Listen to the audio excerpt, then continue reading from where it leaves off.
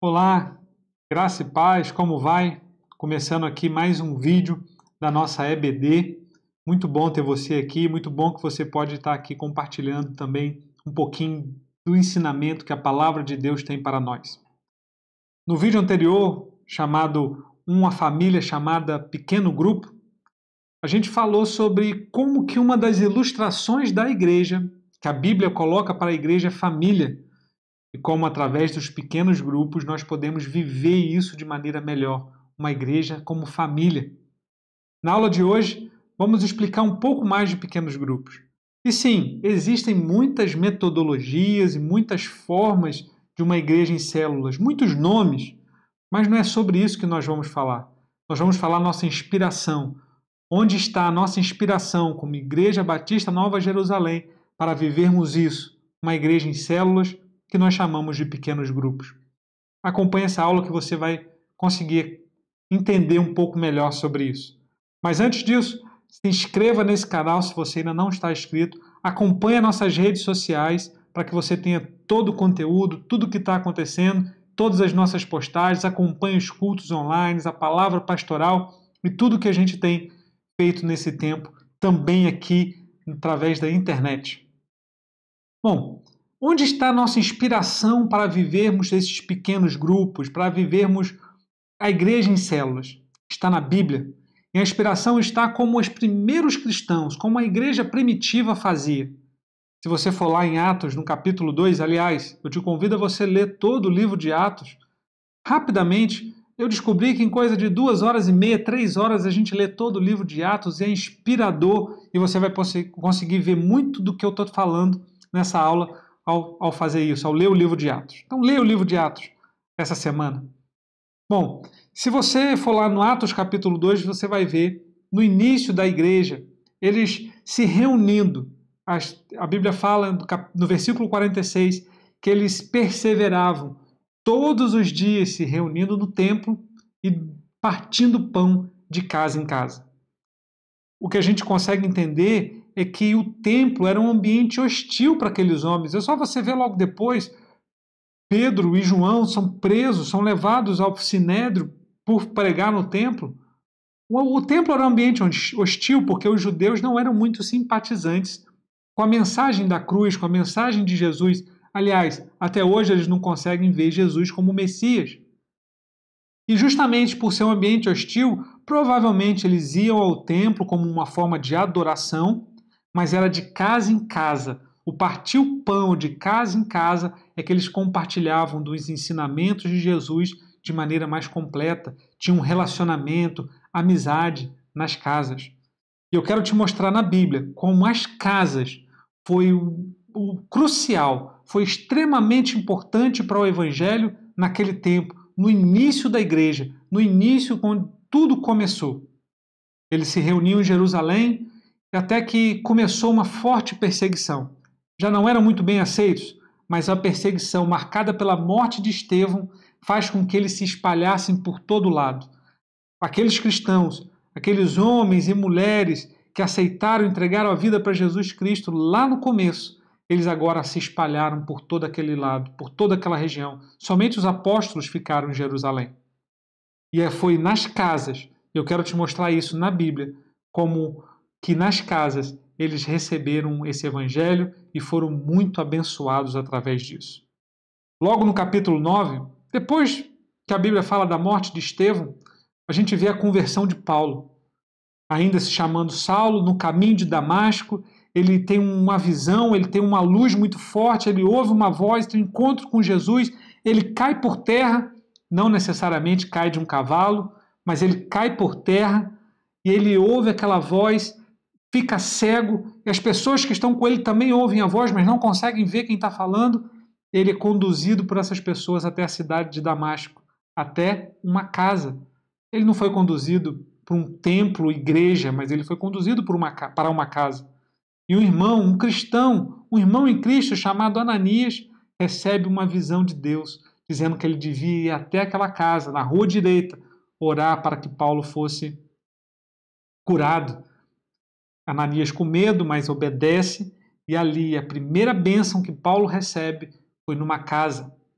Ainda no capítulo 9, Pedro, nas suas andanças, pregando o evangelho por todo lado, depois da perseguição, depois que a igreja se espalhou, ele está numa cidade próxima a Jope e ele recebe algumas pessoas que chamam com urgência para que ele vá até Jope, ele vai até lá e ele chega numa casa onde num quarto tem uma jovem chamada Tabita, ou Tábita, que está morta.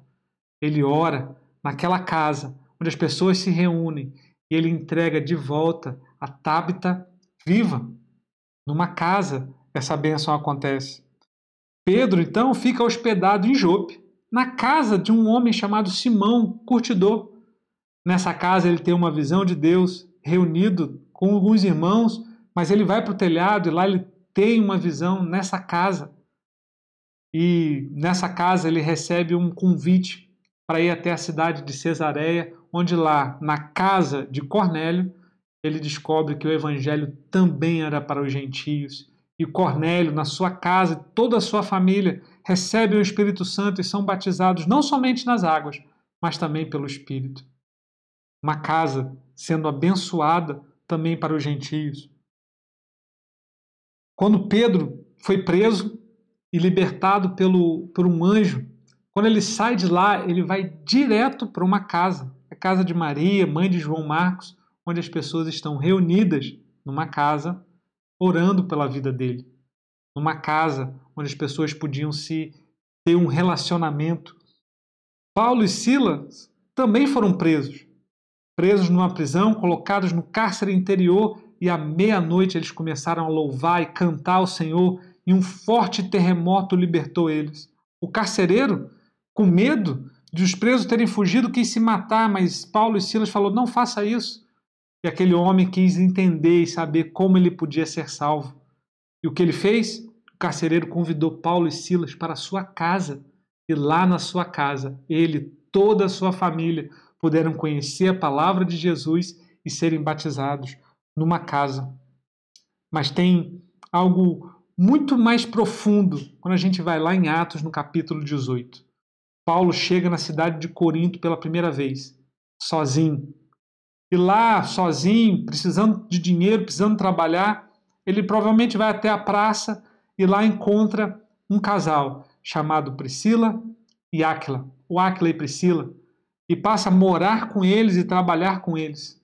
E Paulo começa a ensinar na sinagoga, começa a compartilhar lá naquele local da palavra de Jesus, mas ele é perseguido, as pessoas não aceitam a sinagoga, e ele sai da sinagoga e vai para a casa de um homem chamado Tito Justo. É assim que a Bíblia chama ele. E na casa daquele Tito Justo, também provavelmente com Priscila e Áquila se reunindo lá com eles começam a espalhar o evangelho por toda a cidade de Corinto. Até que o principal da sinagoga, chamado Crispo, ele também se converte a Jesus, ele e a sua família, e passam a frequentar a casa de Tito Justo. E a Bíblia fala que Paulo ficou por 1 ano e meio em Corinto, ensinando na casa do Tito Justo. A igreja se reunia na casa desse homem, eles ensinavam na casa desse homem, Paulo ensinava a eles sobre Jesus na casa do Tito Justo. Mas aí Paulo resolve seguir o Espírito, e através do Espírito Santo ele vai para Éfeso. E junto com ele vai Áquila e Priscila. Lá eles continuam morando juntos, mas Paulo fica pouco tempo naquele lugar e vai embora. E a Bíblia conta que pouco tempo depois, na cidade de Éfeso, chega um homem chamado Apolo, eloquente, conhecedor de Jesus, mas que não conhecia muito do batismo com o Espírito Santo, não conhecia muito sobre como o Espírito Santo agia na vida da pessoa. E Priscila e Áquila, vendo que Apolo era conhecedor de Jesus, o convida para a sua casa. E Apolo passa a aprender, sendo ensinado na casa de Áquila e Priscila sobre o Espírito Santo. Mais tarde a gente vê Paulo escrevendo uma carta para a igreja em Corinto, onde Apolo aparece como alguém muito importante. Ou seja, observe como o ensino na casa foi muito importante para a edificação e a consolidação na igreja, não somente em Corinto, mas também na igreja em Éfeso, nas casas. Mas por que isso acontecia? A gente percebe que esse relacionamento, essa amizade de Apolo com Áquila e Priscila foi determinante na vida dele. Mas por que eles se reuniam nas casas? Por que a casa era importante? Bom, naquele tempo não tinha igreja, prédio, templo. A igreja, as pessoas se chamavam igreja. Não existia um local em que se chamava igreja. As pessoas se reuniam nas casas. E claro que existia templos, existiam outras igrejas, prédios, os templos pagãos de adoração a diversos deuses, e também os templos que eram as sinagogas dos judeus, onde Paulo, por exemplo, pregava, e a gente vê isso em Atos, em diversos momentos, Paulo entrando nas sinagogas para ensinar, para pregar. Essa sinagoga, eu quero te mostrar uma imagem que ilustra bem como era uma sinagoga. Deixa eu chegar aqui um pouquinho para o lado para você ver. Essa ilustração mostra um pouco como era uma sinagoga naquele tempo. A ilustração é de Jesus, numa sinagoga, provavelmente na sinagoga de Cafarnaum ou de Nazaré. Ele está de pé. E como funcionava? Todos os sábados aqueles homens se reuniam, eles iam até aquele templo, uma sinagoga, e alguém fazia a leitura da semana. Eles liam alguma coisa do Antigo Testamento, da Torá, que é o nosso Antigo Testamento, os 5 primeiros livros da nossa Bíblia. Eles tinham leitura semanal. E alguém fazia aquela leitura e ensinava sobre aquilo. É claro que nem todas as sinagogas tinham todos os pergaminhos de todos os livros da Torá. Era muito caro armazenar um pergaminho, comprar um pergaminho. Somente as sinagogas principais tinham muitos pergaminhos. As sinagogas menores, das cidades menores, tinham poucos, ou seja, o ensino era um pouco prejudicado. Não só isso, a sinagoga era um local completamente que afastava as pessoas completamente. A sinagoga era um local que era permitido somente frequentado, somente homens era permitido frequentar. Mulheres não eram permitidos, crianças não eram permitidos. Além disso, só judeus nascidos ou convertidos e que já tinham sido aceitos depois dessa conversão ao judaísmo podiam frequentar aquele local. Eram somente homens eloquentes, provavelmente pessoas que tinham capacidade de se deslocar até aquela sinagoga, que frequentavam aquele local. Não era exatamente um local acolhedor para o ensino da palavra. Mas é aí que está um ponto importante. A grande comissão que Jesus nos convoca a fazer, ele fala: ide por todo mundo, fazendo discípulos de todas as nações. Mas ele também fala, ensinando-os a obedecer tudo o que eu ordenei. Ide por todo mundo, fazer discípulos, nós conhecemos bem. Agora, o ensinar a obedecer tudo o que Jesus ordenou é algo que precisamos fazer em nossa vida.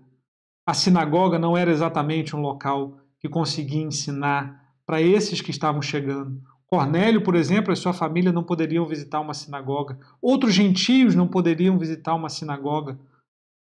Não era um local acolhedor para famílias que tinham aceitado e entregado a vida para Jesus.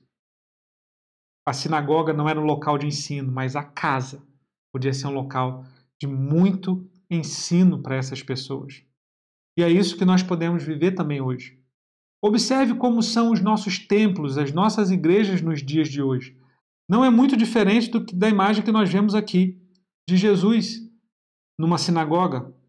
Os primeiros cristãos não tinham uma igreja. Eles não construíam um templo. E aqueles, quando começaram a construir templos, começaram a construir igrejas, eles copiaram o modelo que já existia. Esse lado aqui, uma sinagoga. Veja como é uma pessoa de pé, num púlpito, lendo a palavra de Deus e muitas pessoas sentadas ouvindo o que está sendo ensinado. É muito parecido com o que nós temos hoje. Mas observe que Jesus não falou sobre ensinar a palavra. Jesus não falou em ensinar as escrituras. Jesus falou em ensinar a obedecer o que ele ensinou, o que ele ordenou. ensinar a obedecer. Esse é o meu papel e o seu papel como cristãos. Devemos ensinar as pessoas a obedecer o que Jesus ensinou, o que Jesus ordenou. E que é a melhor maneira de ensinar o que Jesus ordenou do que com a nossa própria vida, um exemplo, mostrando em mim o meu caráter, a maneira como eu obedeço, para que outro também possa imitar de mim como obedecer a Jesus. Paulo falou sobre isso. Sejam meus imitadores, como eu sou de Cristo. As sinagogas não conseguiam ensinar isso. E as igrejas de hoje, apesar de ser muito importante, vamos até lá para receber a palavra de Deus, vamos até lá para adorar, e precisamos fazer isso como corpo de Cristo, ensinar somente num culto, somente algumas horas dentro da igreja, é muito difícil. Muito melhor ensinar através da nossa vida, através do nosso exemplo, através de como nós fazemos, para que outras pessoas também conheçam e possam obedecer como Jesus, tudo que o Jesus ordenou, porque nós obedecemos. Na casa nós temos a oportunidade de, através do relacionamento e do exemplo, ensinarmos essas pessoas. E se você olhar o templo, a igreja, como ela é hoje, muito parecido, e foi realmente copiado o modelo que era das sinagogas antigamente.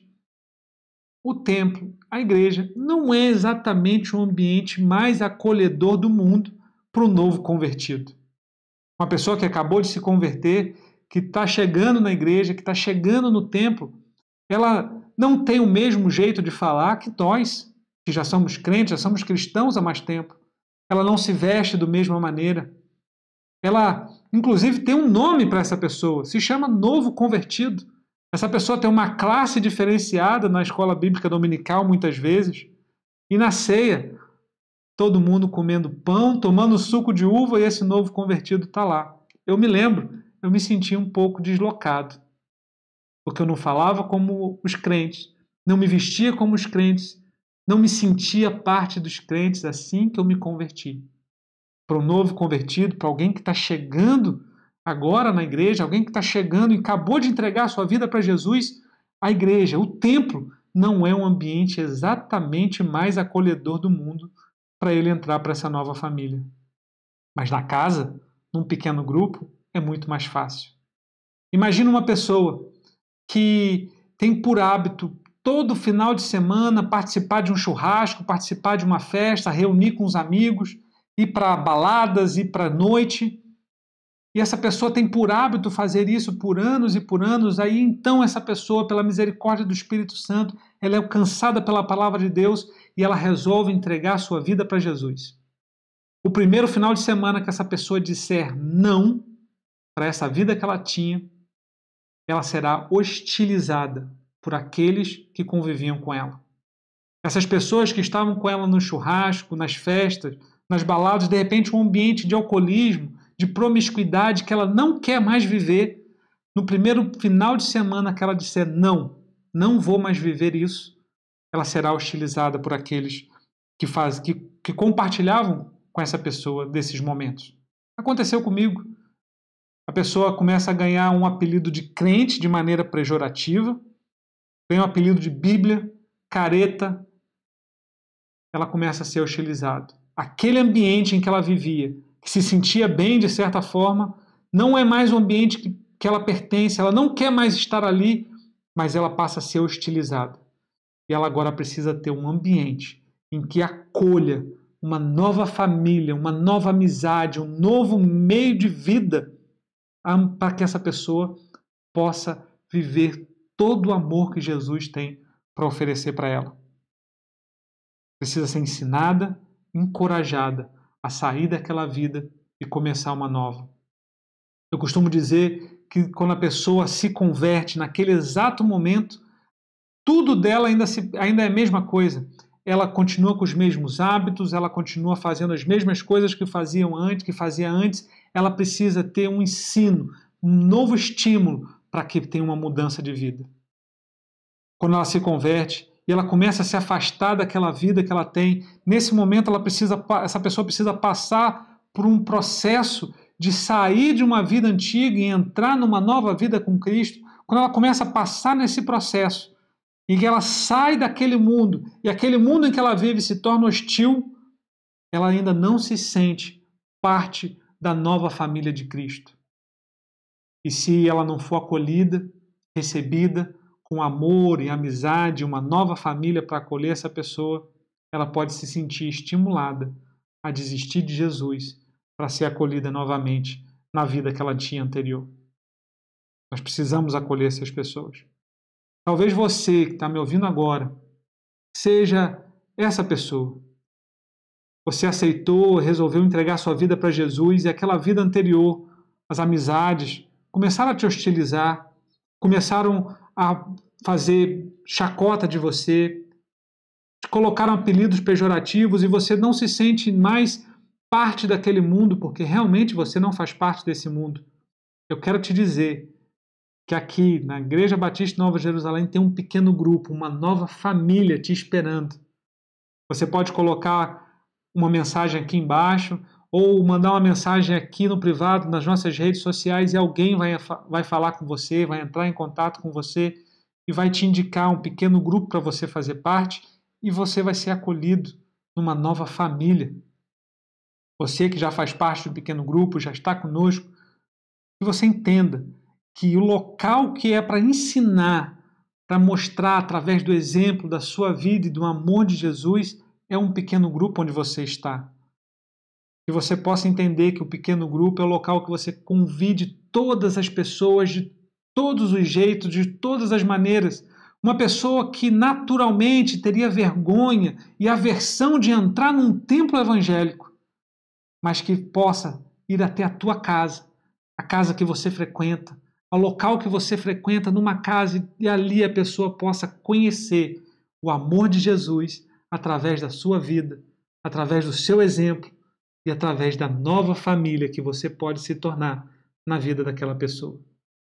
É por isso que nós adotamos o método de pequeno grupo, para que você possa levar o amor de Cristo de maneira sobrenatural na vida daqueles que estão chegando e que querem entregar a sua vida para Jesus. Viva isso e tenha o seu pequeno grupo, esse entendimento, para viver um novo tempo que Jesus tem, ensinando todas as pessoas a tudo que Jesus ordenou. Que o Senhor te abençoe, que você possa transmitir essa mensagem, espalhe esse vídeo para todo mundo, envie esse vídeo de repente para alguém que precisa encontrar Jesus e precisa encontrar um pequeno grupo, que ele possa entender que há uma família de Deus e uma casa esperando ele para acolher a nova família em Cristo. Tenha uma semana abençoada, uma semana de vitória. Que Jesus te abençoe. Graça e paz.